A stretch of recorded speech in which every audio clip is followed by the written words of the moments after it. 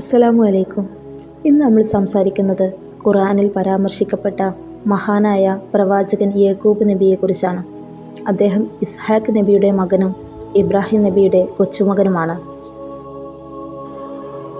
യാക്കൂബ് നബി അലൈഹിസ്സലാം ഇസ്രായേൽ എന്നും അറിയപ്പെട്ടിരുന്നു. അദ്ദേഹത്തിൻ്റെ സന്തതികളെയാണ് ബനി ഇസ്രായേൽ എന്ന് വിളിച്ചിരുന്നത്. ഖുർആനിലും തൗറാത്തിലും അദ്ദേഹത്തിൻ്റെ ജീവിതം വളരെ വിശദമായി പറഞ്ഞിട്ടുണ്ട്. യാക്കൂബ് നബി അലൈഹിസ്സലാമിന് 12 പുത്രന്മാരും ഒരു പുത്രിയുമാണ് ഉണ്ടായിരുന്നത്. അദ്ദേഹത്തിൻ്റെ പുത്രന്മാരിൽ നിന്നും 12 ഗോത്രങ്ങൾ തന്നെ രൂപപ്പെട്ടിട്ടുണ്ട്.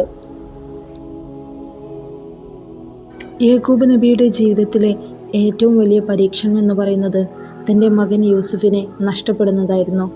അദ്ദേഹത്തെ തൻ്റെ സഹോദരന്മാർ കിണറ്റിലിടുകയും പിന്നീട് വിറ്റഴിക്കപ്പെടുകയും ചെയ്തു. യാക്കൂബ് നബി തൻ്റെ പ്രിയപ്പെട്ട മകനെ വർഷങ്ങളോളം തിരഞ്ഞുകൊണ്ടിരുന്നു. കണ്ണുകൾ വരെ കരച്ചിലിനാൽ ക്ഷയിച്ചുപോയി. പക്ഷേ ഒരിക്കലും അള്ളാഹുവിനോട് പ്രതീക്ഷ നഷ്ടപ്പെടുത്താതെ ജീവിച്ചു. ഒടുവിൽ യൂസുഫ് നബി അലൈഹിസ്സലാം ഈജിപ്തിൽ ഒരു വലിയ പദവിയിലെത്തിയപ്പോൾ പിതാവിനെയും സഹോദരന്മാരെയും വീണ്ടും ഒന്നിച്ചു ചേർത്തു. യാക്കൂബ് നബി സഹനത്തിൻ്റെയും ദൃഢവിശ്വാസത്തിൻ്റെയും മാതാപിതൃ സ്നേഹത്തിൻ്റെയും പ്രതീകമാണ്. അദ്ദേഹത്തിൻ്റെ ജീവിതം നമ്മെ പഠിപ്പിക്കുന്നത് എത്ര വലിയ പരീക്ഷണങ്ങൾ വന്നാലും വിശ്വാസം നഷ്ടപ്പെടുത്തരുത് എന്നാണ്. അദ്ദേഹത്തിൻ്റെ ജീവിതത്തിൽ നിന്ന് നമുക്ക് മനസ്സിലാക്കാം, ക്ഷമയും പ്രതീക്ഷയും ചേർന്നാൽ അള്ളാഹു ഒരിക്കലും തൻ്റെ അടിമയെ ഉപേക്ഷിക്കില്ല എന്ന്.